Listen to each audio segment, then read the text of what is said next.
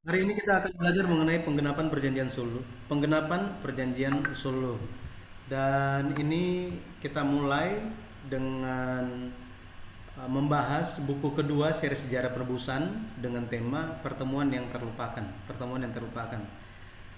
Jadi ke depan kita akan lihat bersama-sama mengenai seperti apa perjanjian Suluh itu dan bagaimana penggenapannya. Bagaimana penggenapannya? Perjanjian Suluh ini sebenarnya cukup penting di dalam Alkitab karena memiliki ikatan yang erat dengan sejarah penebusan. Tetapi banyak orang yang belum memperhatikannya dengan detail gitu ya. Tapi kebanyakan tahu mengenai ini, mengenai perjanjian Suluh ini. Eric Sawyer, seorang ahli teologi ya, dia katakan dari semua perjanjian-perjanjian yang muncul dalam Alkitab, perjanjian Sul ini merupakan perjanjian yang penting, yang sangat penting. Nah, nanti kita akan lihat bersama-sama seperti apa kepentingannya dan bagaimana itu digenapi. Kita baca dulu satu ayat. Ulangan 32 ayat 7. Ulangan 32 ayat 7 dikatakan begini. Ingatlah kepada zaman dahulu kala, perhatikanlah tahun-tahun keturunan yang lalu, tanyakanlah kepada ayahmu, maka ia memberitahukannya kepadamu, tanyakanlah kepada para tua-tuamu, maka mereka mengatakannya kepadamu. Oke, ini adalah firman Tuhan. Jadi, uh, mari kita lihat bersama-sama mengenai penggenapan perjanjian Sul ini. Sebagai pendahuluan, sejarah penebusan ini berbicara tentang bagaimana Allah bekerja, Tuhan bekerja memulihkan manusia yang telah jatuh dalam dosa.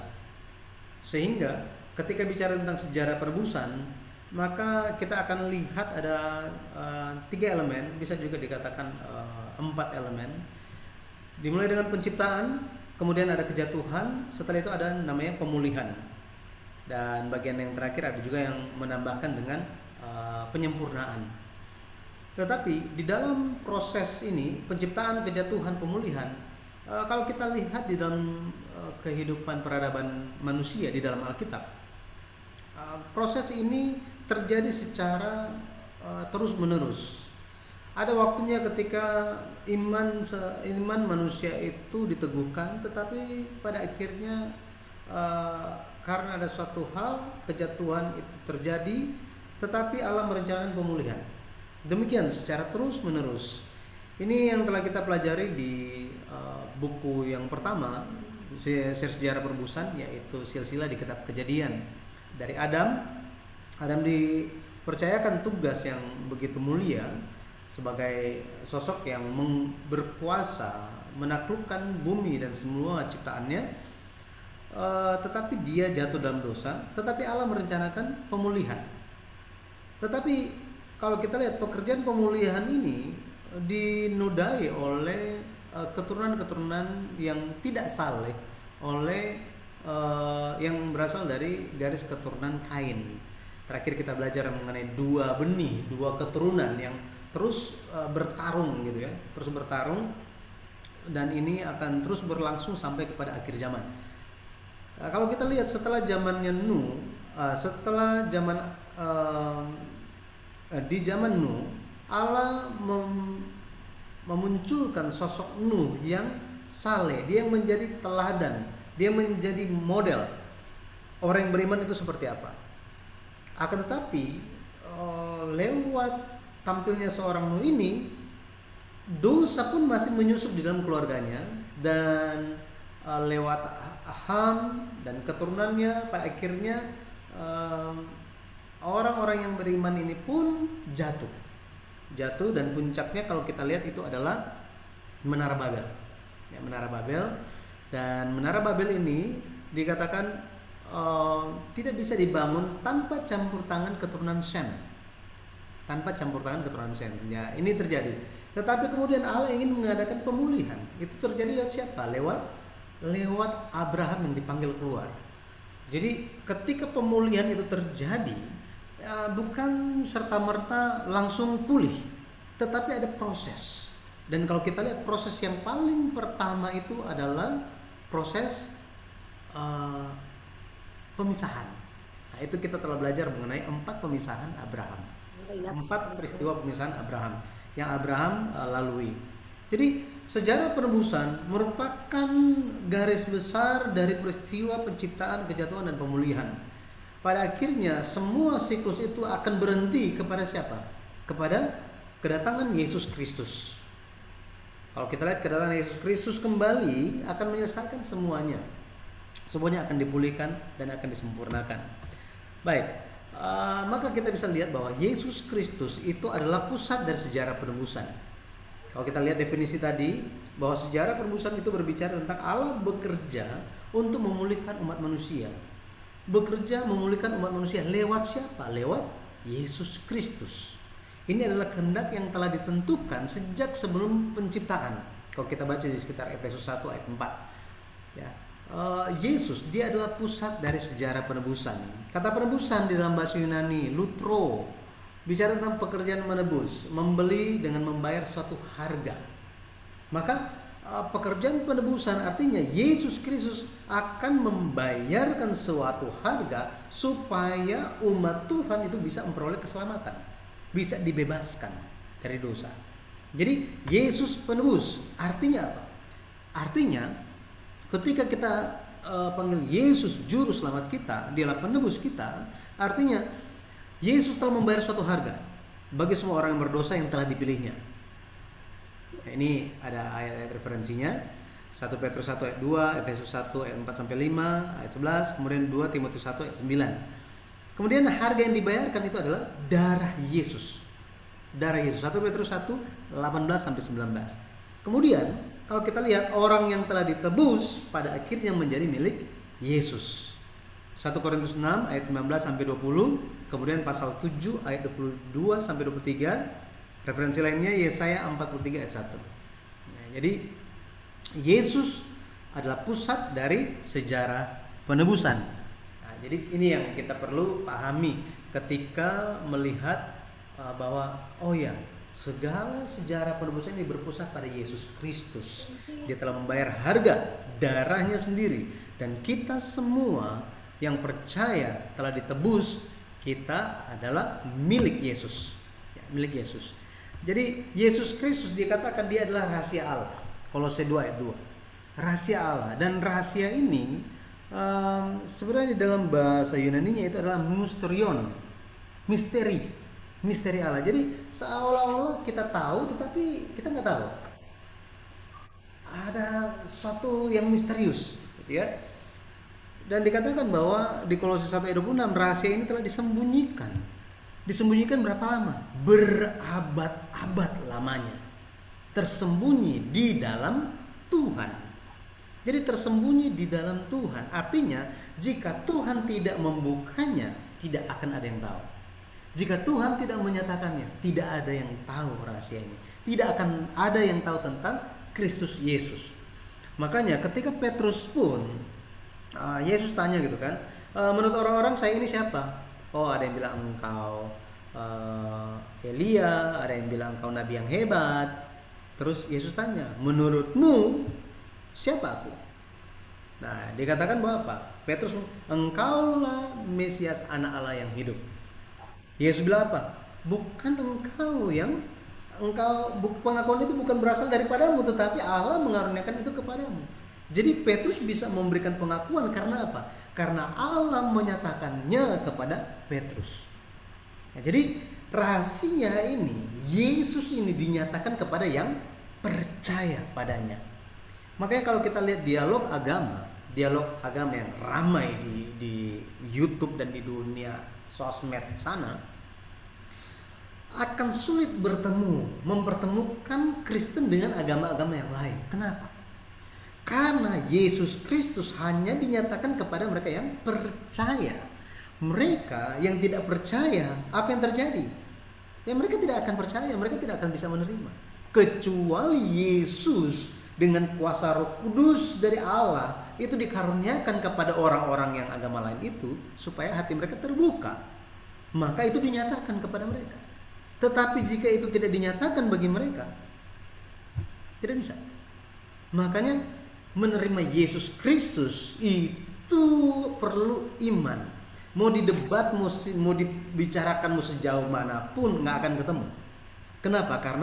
Karena Yesus Kristus adalah rahasia Allah dan hanya bisa dipahami dengan iman. Ya, tanpa iman nggak bisa paham tentang rencana penebusan di dalam Yesus Kristus. Nah, ini ayat-ayatnya ada di sini, Roma 16 25 sampai 26 juga, Efesus 3 ayat 8 sampai 9. Tetapi dikatakan apa? Rahasia ini, hikmat Allah ini, Yesus Kristus ini harus diberitakan kepada bangsa-bangsa. Aku Kristen ya. Disinilah bagian kita. Ya, disinilah bagian kita bahwa apa? Kita perlu untuk membagikan rahasia ini kepada banyak bangsa, banyak orang. Di sini misi kita, ya. Nah, jadi kalau kita lihat mengenai perjanjian, kan tema kita adalah perjanjian sulu. Perjanjian itu merupakan mata rantai yang menghubungkan sejarah penebusan dari generasi satu ke generasi berikutnya. Kalau kita bayangkan kereta api, kan ada banyak gerbong. Misalnya gerbong ini, gerbong 1 dan gerbong 2 itu bisa nyangkut, bisa tersambung karena ada pengaitnya kan? Karena ada pengaitnya. Tanpa ada pengait maka itu akan terlepas gerbong itu. Sama seperti itu, tanpa adanya perjanjian maka setiap peristiwa di dalam Alkitab nggak nyambung sama sekali. Itu sebabnya Pendeta Abraham Park memperkenalkan mengemukakan di dalam seri sejarah penebusan bahwa perjanjian merupakan mata rantai yang menyambungkan, menghubungkan setiap sejarah di dalam Alkitab. Setiap generasi itu bisa nyambung satu sama yang lain, ribuan tahun bisa tersambung gara-gara apa? Gara-gara perjanjian. Bayangkan Adam yang begitu jauhnya, akan tetapi Adam ini dijelaskan oleh Rasul Paulus di dalam kitab Roma sebagai orang yang tidak taat kepada perjanjian. Orang yang tidak taat kepada perjanjian, ada ketidaktaatan dia terhadap firman Tuhan. Dan Yesus Kristus merupakan orang yang taat, sehingga lewat Yesus, satu orang yang taat ini, maka ada hidup bagi mereka yang percaya.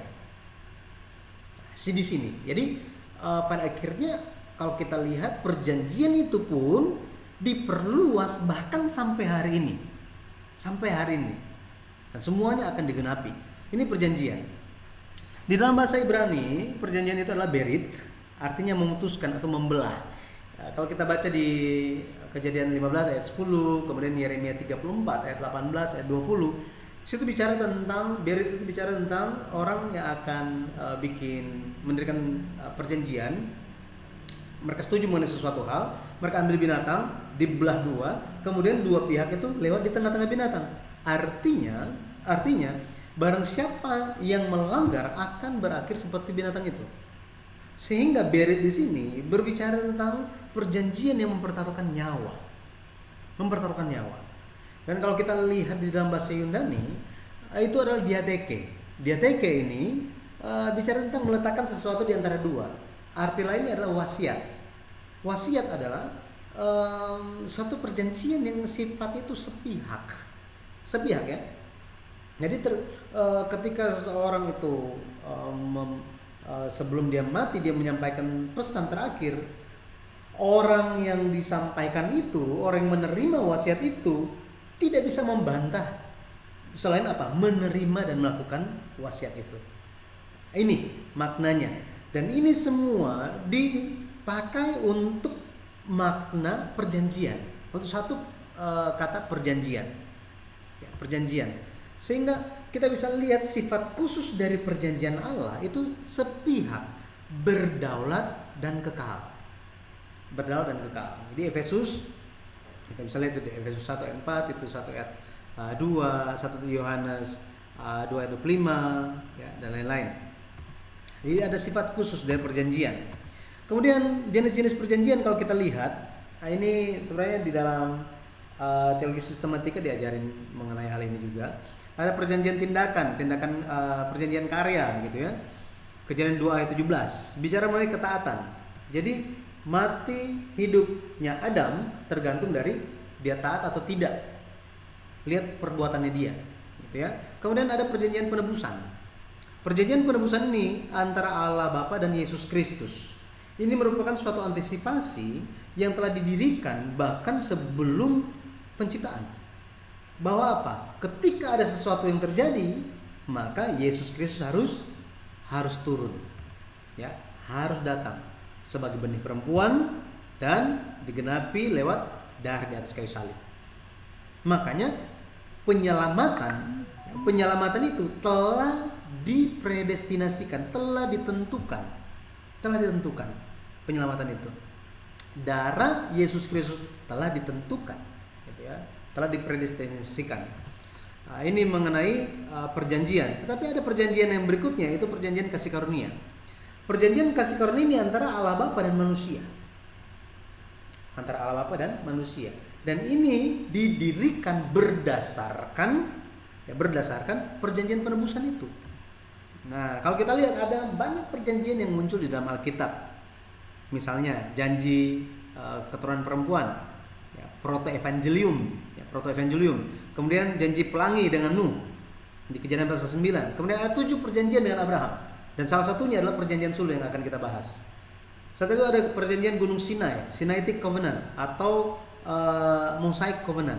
Ada juga yang bilang perjanjian Musa. Kemudian ada Davidic Covenant, ada perjanjian dengan Daud. Itu di 2 Samuel pasal 7. Kemudian perjanjian baru dengan Yeremia, ada perjanjian damai dengan Yehezkiel. Ini sebenarnya diberikan nama-nama ini karena apa? Karena Tuhan mendirikannya melalui nabi-nabi ini. Oke, melalui nabi-nabi ini atau tokoh-tokoh ini. Oke. Ini perjanjian kasih karunia yang muncul dalam Alkitab. Ini semua yang muncul. Nah, jadi kalau kita lihat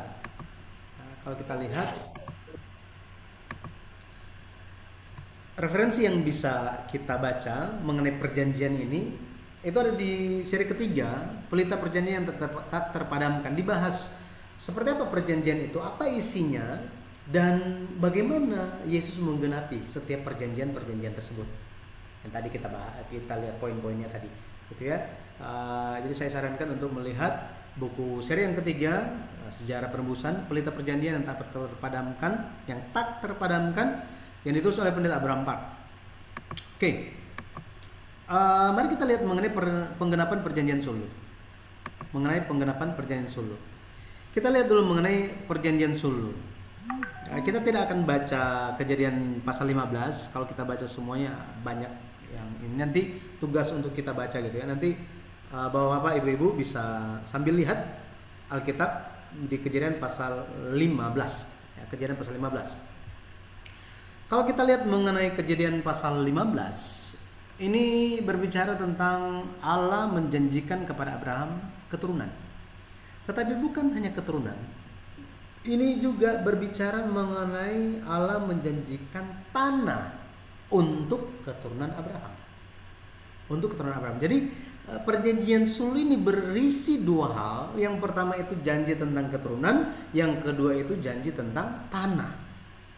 Dan ketika bicara tentang janji mengenai tanah ini, dikasih detail seperti apa, bagaimana tanah ini akan dikuasai, akan dimiliki oleh keturunan Abraham.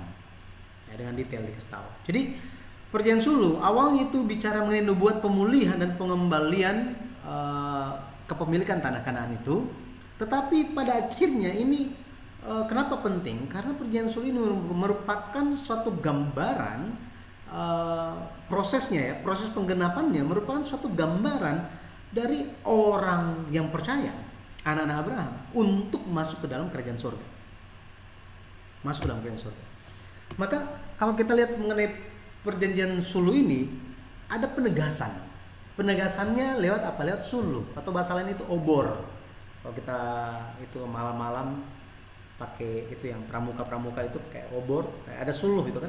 Nah, suluh itulah ini api, gitu ya, api. Jadi suluh yang berapi itu lewat di antara potongan-potongan. Nanti bisa lihat Kejadian 15 ayat 17 sampai 18. Itu sebabnya dikatakan perjanjian suluh atau perjanjian obor. Nah, kita pakai Alkitab bilangnya perjanjian suluh. Nah, suluh di sini kalau kita lihat di Yesaya 10 ayat 17, Ulangan 4 11 sampai 12. Ini berbicara tentang atau menggambarkan tentang hadirat Allah. Hadirat Allah. Allah hadir. Ya, dia adalah api katanya. Ya, api yang menghanguskan.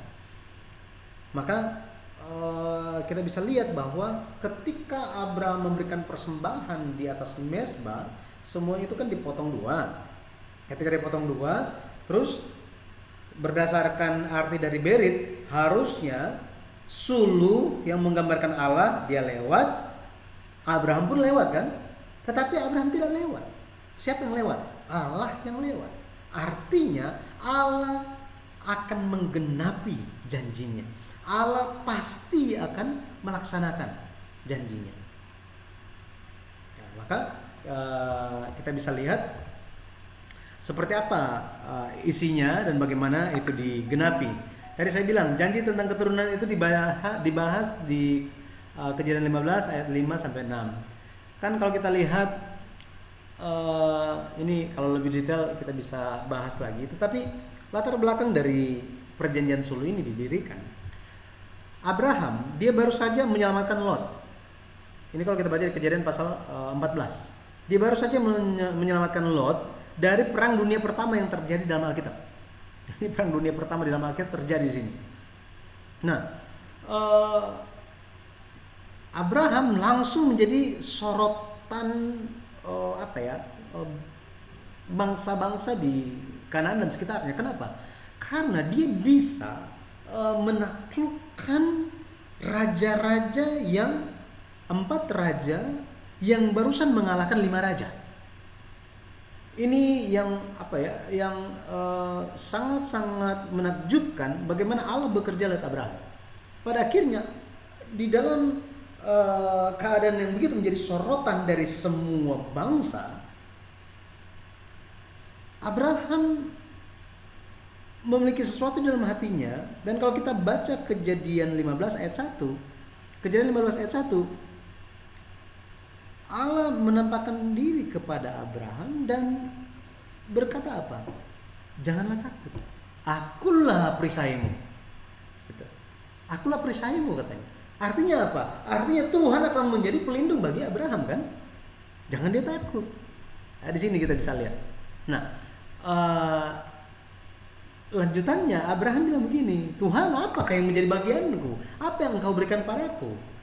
Aku tidak memiliki anak, tidak memiliki keturunan. Yang akan menjadi pewarisku adalah Eliezer orang Damsyik itu. Waktu itu Allah bilang apa? Tidak, bukan Eliezer itu, tetapi anakmu yang akan datang dari tubuhmu sendiri katanya. Dialah akan menjadi keturunan yang akan mewarisi seluruh perjanjian, seluruh hal yang telah dipercayakan kepadamu. Terus Allah membawa Abraham dan Allah bilang, coba kamu lihat ke langit, hitunglah bintang-bintang itu. Apakah kamu bisa hitung? Tidak bisa. Seperti itu nanti keturunannya. Dikatakan bahwa apa? Lalu percayalah Abraham kepada Tuhan dan Allah memperhitungkan itu sebagai suatu kebenaran. Jadi bagaimana Abraham itu dibenarkan? Abraham dibenarkan itu karena kasih karunia Tuhan. Betul ya? Karena kasih karunia Tuhan. Dia belum melakukan apa-apa. Tetapi karena dia percaya, maka Allah memperhitungkan kepercayaan iman Abraham itu sebagai suatu kebenaran. Di atas kebenaran, di atas iman inilah, maka dia mulai menjalankan kehidupan yang taat. Seperti ini. Pada akhirnya mulai terfokus dianya. Ya, sebelum-sebelumnya dia juga udah mulai taat, tetapi sekarang lebih terfokus. Dia benar-benar percaya kepada janji Tuhan dan Tuhan lihat itu. Nah, di ayat 5 sampai 6 di Kejadian pasal 15 itu janji tentang keturunan. Tetapi kemudian di ayat 7 sampai 21 itu bicara tentang janji tanah. Secara spesifik Tuhan bilang bahwa apa? Negeri yang kau lihat ini akan kuberikan kepadamu dan keturunanmu. Abraham tanya, bagaimana aku tahu aku akan memilikinya? Ini, bagaimana aku tahu ya Tuhan? Di saat itulah Tuhan menjelaskan dan detail seperti apa proses keturunan Abraham akan memiliki tanah Kanaan. Yang pertama, dikatakan bahwa keturunan Abraham akan hidup sebagai budak selama 400 tahun. Kejadian 15 ayat 13 sampai 14. Kemudian Allah break sebentar dan dia bilang apa? Abraham, engkau akan umur panjang. Ayat 15 itu. Kemudian bagian yang ketiga dikatakan keturunan Abraham akan kembali pada generasi keempat. Ini di ayat 16. Generasi keempat akan kembali. Artinya apa? Artinya keturunan Abraham itu akan meninggalkan tanah Kanaan, akan jadi budak 400 tahun lamanya. Setelah itu generasi yang keempat akan kembali ke Kanaan. Setelah itu apa? Diakhiri, perjanjian sulh ini diakhiri dengan batas-batas tanah Kanaan itu seperti apa? Ya, ayat 18 sampai 21. Nah, nanti tugas untuk saudara-saudara semua nanti baca Kejadian pasal 15, oke? Ya. Nah, coba kita lihat mengenai waktu pendirian perjanjian sulh. Kapan perjanjian sulh ini didirikan? Kenapa kita perlu memperhatikan waktu pendirian perjanjian sulh ini? Karena kita akan bisa melihat bahwa lewat perhitungan tahun-tahun ini menyatakan bahwa Allah itu dia pasti menggenapi janjinya. Pasti menggenapi janjinya. Manusia berpikir bahwa aduh lama sekali. Tetapi apa? Tuhan itu dia menepati janjinya. Umur ketika perjanjian dibuat itu Abraham berumur 84 tahun. 84 tahun. Ini adalah 1 tahun sebelum peristiwa Abraham mengambil Hagar sebagai istri. Ya, Kejadian 12 ayat 4. Kalau kita lihat di situ Kejadian 12 ayat 4, usia Abraham adalah berapa? 75 tahun. Ya, 75 tahun. Tetapi kalau kita lihat Kejadian 16 ayat 3, kapankah Abraham mengambil Hagar sebagai istri? Itu adalah ketika Abraham sudah 10 tahun tinggal di tanah Kanaan. 10 tahun tinggal di tanah Kanaan. Karena ini penting, coba kita lihat ya. Coba kita lihat Kejadian. Kita akan lihat Kejadian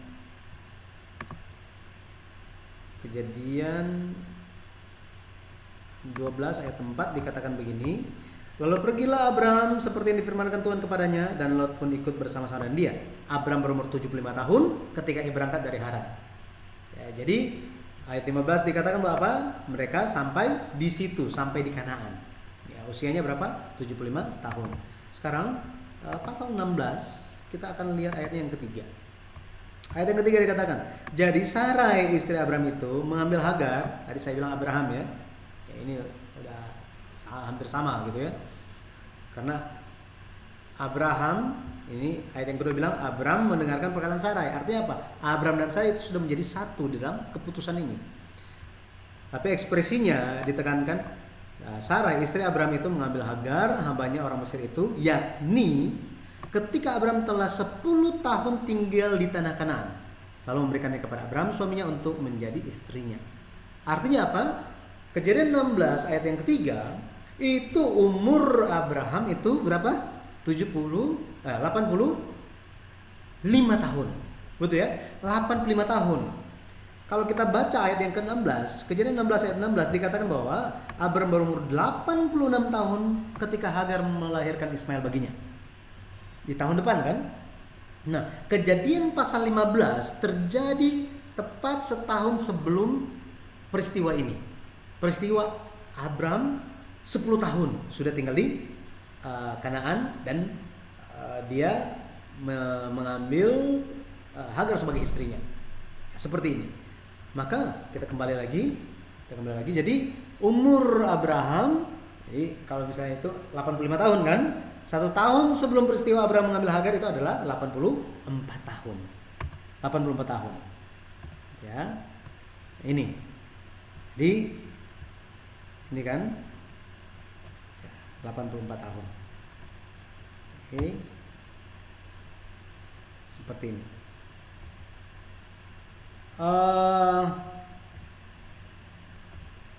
Kalau kita lihat ya, kapan itu, tahunnya kapan? Coba ya. Tahunnya kapan? Tahun pendirian perjanjian sulh itu adalah 2082 sebelum Masehi. Dari mana kita dapatnya? Nah, ini PowerPoint-nya Ini saya lupa ini muncul duluan. Tapi pertama itu kalau kita lihat cara hitungnya adalah waktu Salomo mendirikan bait suci. Ya, mendirikan bait suci dan ketika mendirikan bait sucinya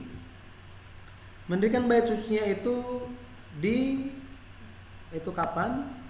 Itu di tahun 966 sebelum Masehi. Nah, 966 sebelum Masehi ini merupakan tahun yang keempat pemerintahan Raja Salomo. Ini 1 Raja-Raja 6 ayat 1. Jadi Salomo mendirikan bait suci pada tahun keempat pemerintahannya. Nah, tahun pemerintahan yang keempat dari Salomo itu adalah 966 sebelum Masehi. Karena dia menjadi raja di 970.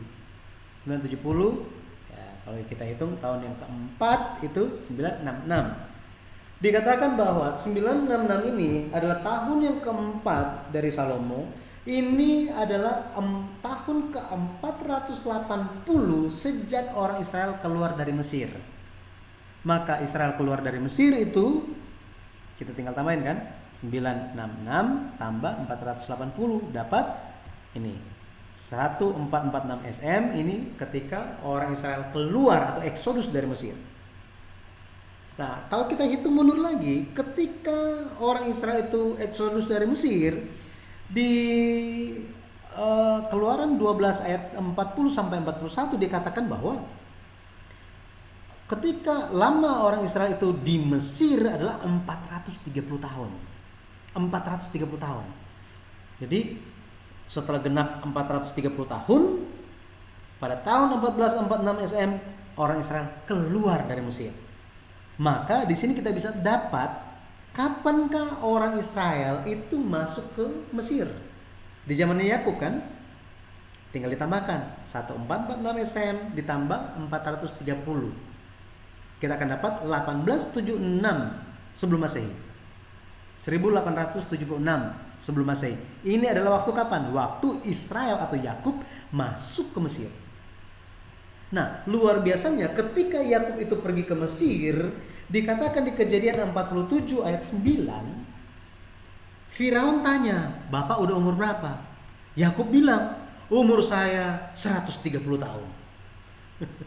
Bayangkan, dari segala hal yang bisa Firaun tanyakan, Firaun tanya umurnya berapa.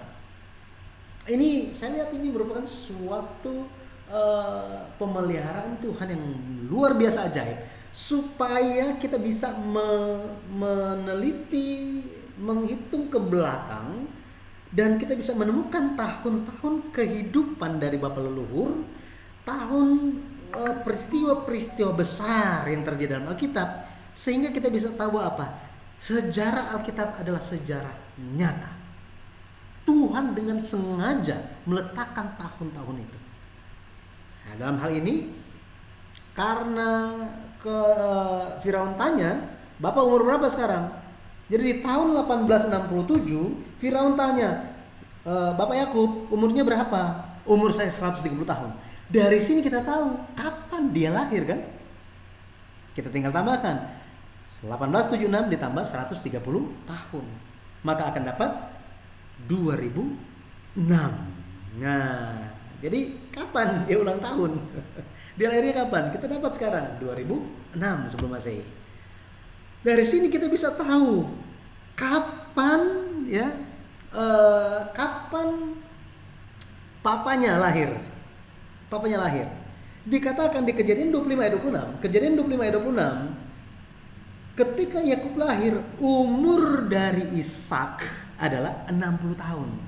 Nanti saudara-saudara bisa baca Kejadian 25 ayat 26.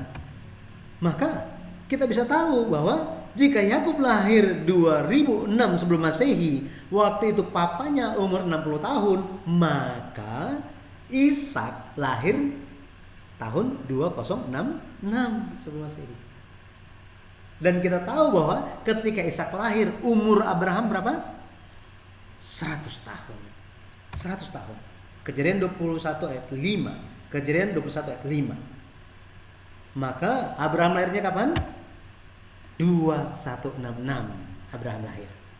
Nah, jadi kita semua sudah tahu hari ini seperti apa ini waktu-waktu di dalam Alkitab, betapa ajaibnya Tuhan memunculkan semuanya sehingga kita bisa melihat dan membaca Alkitab. Wah, seperti inilah terjadi di zaman itu. Tahun-tahunnya sangat jelas. Oke. Nah, Abraham lahir tahun 2166 SM. Maka ketika dia umur 84 tahun, itu tahun berapa? Tahun 2082 sebelum Masehi. Ya, sini kita tahu ya. 2166 kita kurangi kan, karena maju ke depan. Ya, maju ke depan. Kita kurangi 2166 dikurangi 84, kita akan dapat 2082 sebelum Masehi. Ini adalah tahun ketika Perjanjian Suluh itu didirikan. Tahun Perjanjian Suluh itu didirikan. Oke. Jadi kita sudah tahu umur Abraham ketika Perjanjian Suluh itu didirikan adalah 84 tahun, dan itu tahun 2082 sebelum Masehi. Sekarang mari kita lihat mengenai bagaimana 400 tahun itu digenapi. Betul ya? Jadi kita sudah lihat mengenai Perjanjian Suluh itu. Sekarang kita lihat Allah menyatakan bahwa keturunan Abraham, ini proses bagaimana keturunan Abraham akan memiliki tanah perjanjian. Yang pertama adalah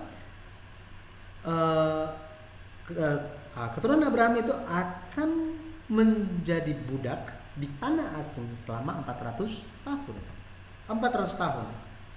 Kalau kita tahu keturunan Abraham itu menjadi budak di Mesir. Menjadi budak di Mesir. Tetapi kalau kita baca di Keluaran 12 ayat 40, dikatakan Israel itu di Mesir selama 430 tahun. Betul ya? Ada beda berapa? 30 tahun. Nah, ahli-ahli teologi menunjukkan ini bahwa apa? 30 tahun itu refer kepada apa? Kepada masa Yusuf masih dihormati di Mesir. Ya. Ini 30 tahun ini. Bedanya di situ gitu ya.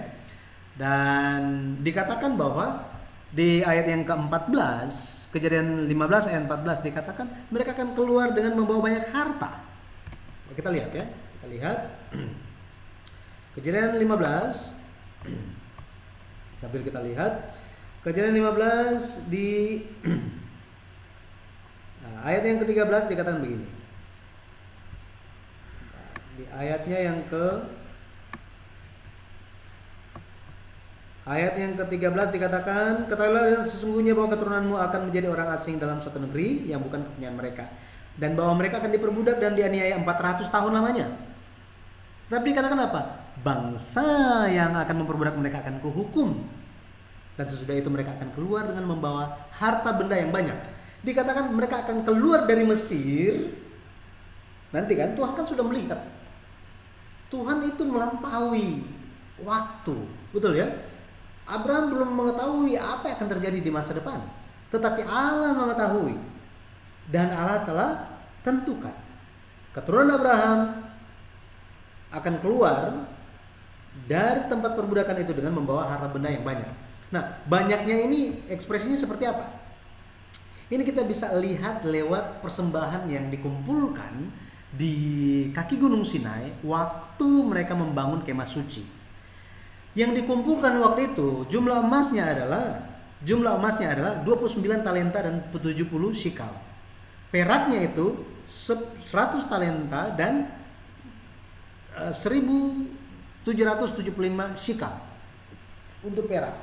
Kalau dikuruskan semuanya di dalam dolar, ya, di dalam dolar hari ini atau ya kira-kira gitu ya, maka persembahan yang terkumpul untuk pembangunan kemah suci itu adalah sekitar 321.501.000 US dollar. Dikalikan aja ini dengan kurs sekarang berapa? 14.000 kira-kira. Dapat berapa itu? Banyak sekali. Maka lewat persembahan ini kita bisa melihat betapa orang Israel itu keluar dengan membawa harta benda yang banyak. Terjadi sesuai dengan janji Tuhan. Sesuai dengan janji Tuhan. Kemudian, kalau kita lihat, siapakah keturunan keempat yang akan kembali ke Kanaan? Siapakah keturunan keempat yang akan kembali ke Kanaan? Di Kejadian 15 ayat 16 dikatakan begini. Kan break sebentar dikatakan, tetapi engkau akan pergi kepada nenek moyangmu dengan sejahtera, engkau akan dikuburkan pada waktu telah putih rambutmu. Nah, kita bisa lihat bagaimana Abraham mati, ekspresinya apa? Telah putih rambutnya katanya, dan suntuk usia. Artinya apa? Artinya dia telah menjalani kehidupan yang puas. Saking puasnya, ekspresi puasnya itu lebih lagi. Mungkin kalau kita kebanyakan membaca itu, kita oh ya dia kaya raya, oh ya benar dia kaya raya. Terus apa lagi ya, ekspresinya, oh ya dia masih ada kekuatan bisa dapat anak. Bahkan setelah istrinya meninggal, dia ambil keturah, dia masih diberikan kekuatan untuk bisa mendapatkan anak. Itu sesuatu hal yang luar biasa kan? Artinya dia sehat. Bukan sakit-sakitan terus repotin orang, bukan. Dia mati sesuai dengan kehendak Tuhan. Tetapi satu lagi, apa yang membuat dia itu pergi dengan damai sejahtera? Dia kembali bertemu dengan bapak-bapak leluhur beriman. Dia kembali ke sorga dengan sejahtera. Gara-gara apa? Gara-gara Abraham bisa melihat cucu dia selama 15 tahun. Yaitu siapa? Yakub. Abraham bertemu dengan Yakub. Abraham, Ishak, Yakub hidup semasa selama 15 tahun. Makanya penulis kitab Ibrani mencatat di dalam Ibrani pasal 11. Mencatat di Ibrani pasal 11 suatu ekspresi bahwa apa? Iman telah diwariskan. Perjanjian telah diwariskan. Coba kita lihat. Ibrani 11 ayatnya yang ke-9. Ayat yang ke-9. Karena iman ia di sini Abraham ya. Ia diam di tanah yang dijanjikan itu seolah-olah di suatu tanah asing, dan di situ ia tinggal di kemah dengan Ishak dan Yakub yang turut menjadi ahli waris janji yang satu itu. Kita bisa lihat di sini betapa luar biasanya bahwa Abraham dia bisa pergi dengan damai sejahtera. Kenapa? Karena dia bisa melihat iman perjanjian telah dipegang dengan erat oleh anaknya Ishak dan lebih lagi oleh Yakub cucunya. Nah, ini suatu hal yang luar biasa. Hari ini pun kita bisa perlu untuk melihat apakah pewarisan perjanjian, iman perjanjian itu terhadap Yesus Kristus benar-benar sudah dimiliki oleh generasi-generasi selanjutnya. Betul ya? Makanya ada tugas kita di STT memastikan iman perjanjian itu benar-benar sudah melekat di dalam mereka. Kepada anak-anak kita, kaum keluarga kita, keluarga besar kita. Ini yang harus dipastikan. Pada akhirnya kita bisa pergi dengan damai sejahtera. Kalau enggak, mana ada damai? Betul ya? Tidak ada damai. Itu sebabnya kita ada tugas yang besar ya, ada tugas yang besar bagi kita semua. Baik. Jadi siapa keturunan keempat yang akan kembali ini? Ayat kita kembali di Kejadian 15. Kejadian 15 coba kita lihat. Kejadian 15 ayatnya yang ke 16 dikatakan, tetapi keturunan yang keempat akan kembali ke sini, sebab sebelum itu kedurjanaan orang Amori belum genap katanya. Ya, jadi kita bisa lihat bahwa keturunan keempat ini menunjuk kepada siapa? Keturunan keempat ini menunjuk kepada siapa? Gitu ya. Ya, saya hapus dulu ini merah-merahnya. Kalau kita lihat, ada anggapan bahwa masuknya keturunan Abraham ke Mesir itu sebagai titik permulaan. Ada yang beranggapan seperti itu. Misalnya Keluaran 6 ayat 16 sampai 20, kemudian 1 Tawarik 6 ayat 1 sampai 3. Ini dilihat dari siapa? Dari Lewi. Gitu ya, dari Lewi. Lewi masuk ke Mesir. Kemudian apa? Ada Kehat, Amram, Setelah itu Musa kembali ke Kanaan. Ada yang lihat seperti ini. Oh, berarti apa? Berarti digenapi lewat Musa. Musa lah keturunan keempat. Ada yang beranggapan seperti ini. Musa adalah generasi yang keempat ini, keturunan keempat ini. Ya. Tetapi kalau kita lihat keturunan yang keempat itu dihitungnya dengan Abraham, bukan dimulai dengan anaknya Yakub, bukan, gitu ya. Kalau kita lihat silsilah Yosua itu terdapat 11 generasi dari Yusuf sampai Yosua. Yosua itu kan keturunan Efraim, betul ya. Ada 11 generasi. Dibandingkan dengan silsilahnya Musa, ditarik dari Musa sampai ke Lewi, itu cuma 4. Nah, di sini kita tahu bahwa ada generasi yang dihilangkan dalam silsilah Musa itu. Ada generasi yang dihilangkan. Tetapi dalam silsilah Yosua itu ada 11 generasi, bayangkan. 11 generasi. Ya. Kalau kita lihat dari Yusuf masuk ke Mesir sampai ke Yosua, nah ini ada 430 tahun. Betul ya? Kalau kita baca di 1 Tawarik 7 ayat 20 sampai 27, itu ada Efraim, Beria, Resef, Tela, Tahan, Ladan, Amihud, Elisama, Nun, Yosua. Seperti ini. Ada 11 generasi. Maka anggapan bahwa pandangan bahwa keturunan keempat itu titik awalnya ada dihitung dari mereka yang masuk ke Mesir, ini tidak tepat. Ya, tidak tepat. Kalau kita lihat, kita harus melihat titik permulaan keturunan keempat. Ini siapa? Itu adalah orang atau keturunan yang sedang menerima wahyu, menerima firman yang diberikan. Yaitu siapa? Yaitu Abraham. Dialah titik awal, titik permulaan dari 4 keturunan. Maka kita bisa hitung, yang keturunan pertama itu adalah Abraham, keturunan yang kedua itu Ishak, keturunan ketiga itu Yakub, dan keturunan keempat itu adalah salah satu dari 12 anak Yakub. Dialah yang akan kembali ke Kanaan. Tetapi kalau kita lihat dari antara 12 anak Yakub, siapakah yang kembali? Betul, siapa yang kembali? Ya. Dia adalah,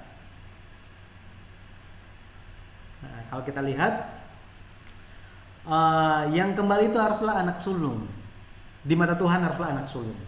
Harus memenuhi karakteristik ini. Karena dialah keturunan iman yang melanjutkan perjanjian. Dari antara 12 anak laki Yakub, kalau kita lihat Yusuf yang kembali. Meskipun yang kembali itu dalam bentuk tulang. Betul ya? Dalam bentuk tulang. Tapi kalau kita mundur sejenak, kita lihat mengenai anak sulung, Ruben, dia anak sulung tetapi dia telah mengotori tiduran ayahnya. Makanya di Kejadian 49 ayat 3 sampai 4, Yakub bilang bahwa bukan lagi engkau yang terutama. Jadi dia tolak. Simeon dan Lewi pun sama. Mereka membantai orang Sikem dan menggunakan sunat yang kudus, sunat tanda perjanjian Tuhan itu sebagai alat pembunuhan. Kejadian 49 ayat 5 sampai 7 bicara mengenai hal ini juga, gitu ya. Dan secara otomatis karena Ruben itu gagal, Simeon dan Lewi gagal, maka yang menjadi anak sulung secara jasmani itu adalah anak yang keempat. Siapa? Yehuda, gitu ya. Yehuda adalah anak sulung secara jasmani. Tetapi kalau kita lihat Yusuf, dia dinyatakan sebagai anak sulung secara rohani. Kejadian 49 ayat 22 sampai 26, di situ Yakub mencurahkan berkat yang luar biasa. Kita akan bicara mengenai Yusuf ini, berkat yang luar biasa hebat yang dia terima dan bagaimana dia bisa menjadi anak sulung secara rohani. Tetapi di 1 Tawarik 5 ayat 1 sampai 2 dikatakan bahwa apa? Coba kita lihat ya mengenai ayat ini dan kita akan selesai. 1 Tawarik 5, kita lihat 1 Tawarik pasal 5 ayat 1 sampai 2 dikatakan begini. Anak Ruben, anak sulung Israel, Dialah anak sulung, tetapi karena ia telah melanggar kesucian pertiduran ayahnya, maka hak kesulungannya diberikan kepada keturunan dari Yusuf. Lihat di sini kan. Anak Israel juga sekalipun tidak tercatat dalam silsilah sebagai anak sulung. Memang Yehudalah yang melebihi saudara-saudaranya, bahkan salah seorang dari antaranya menjadi raja, tetapi hak sulung itu ada pada Yusuf. Nah, ketika penulis Tawaret menuliskan mengenai hal ini, raja yang dimaksud di sini adalah siapa? Daud. Ya, Daud. Tetapi penulis kitab Tawaret mengatakan bahwa apa? Hak kesulungan itu ada pada siapa? Yusuf. Maka Yusuf dia merupakan keturunan yang keempat. Kenapa dia menjadi keturunan yang keempat? Kalau kita lihat dalam urutan pencatatan tokoh di Ibrani pasal 11, di Ibrani 11 ayat 8 itu bicara tentang iman Abraham. Kemudian ayat 20 bicara tentang iman dari Ishak. Ayat 21 bicara tentang iman dari Yakub. Luar biasanya ayat 22 bicara tentang iman Yusuf. Maka kita bisa melihat bahwa Yusuflah keturunan yang keempat yang dimaksud. Selain itu apa? Yusuflah yang kembali ke Kanaan. Ya, kembali ke Kanaan. Yusuf lahir karena Tuhan mengingat Rahel. Ini referensi pembuktian lainnya bahwa Yusuf itu lahir karena apa? Tuhan mengingat Rahel. Yusuf itu spesial gitu ya. Dan Tuhan memberikan Yusuf dua mimpi, dua penglihatan yang ajaib. Yusuf adalah anak sulung yang diakui oleh Tuhan. Ya, seperti ini. Maka Kejadian 15 ayat 16 keturunan yang keempat akan kembali ke sini bicara mengenai Yusuf. Ya, Yusuf. Bagaimana Yusuf keturunan keempat ini digenapi? Digenapi lewat apa? Pesan terakhir Yusuf.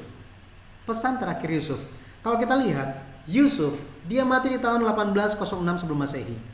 Ini adalah 276 tahun sejak perjanjian sulh. Pesan terakhir Yusuf itu apa? Dikatakan bahwa apa? Allah akan menyertai engkau.